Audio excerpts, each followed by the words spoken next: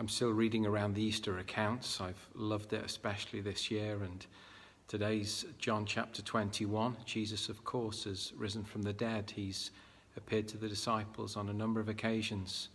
We read in this chapter that it's the third time he's appeared to them. It's the amazing incident where they're out fishing, a number of them. Jesus appears on the beach. They don't recognize him. He calls out and asks them if they've caught anything. No, they say. So he says, put your nets on the other side, and so on. They get this great catch. John recognizes it's Jesus. Peter then dives in.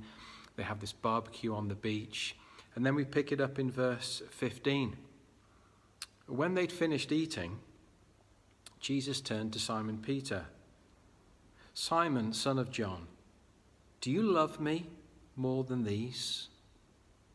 Yes, Lord, he said. You know that I love you. Jesus said, feed my lambs. It's, of course, the beginning of Peter being reinstated. Peter, we know, denied Jesus very, very publicly 3 times.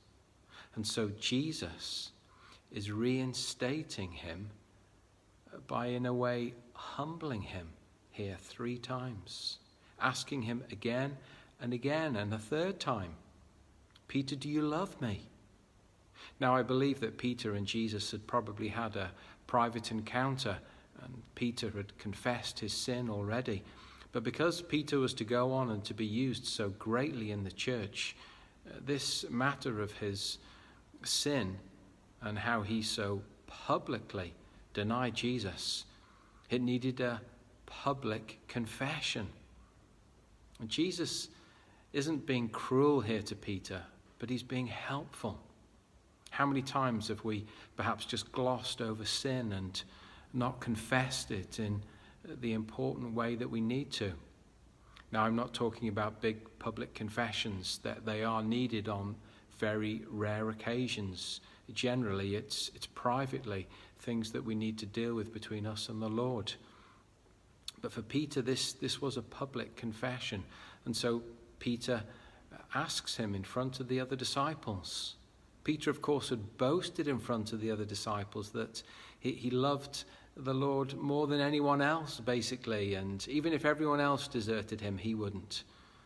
Jesus is very tender with him, and he goes on to tell him that he was going to be a martyr for him. But then he finishes with these words in verse 19, very simply, follow me. Words that Jesus had asked Peter right at the beginning of calling him first as a disciple. Jesus' call on us is still the same today, however long ago we became a Christian. And yet the longer and more mature we become, we realize greater, don't we, the need to follow Jesus more seriously, more sincerely, day by day.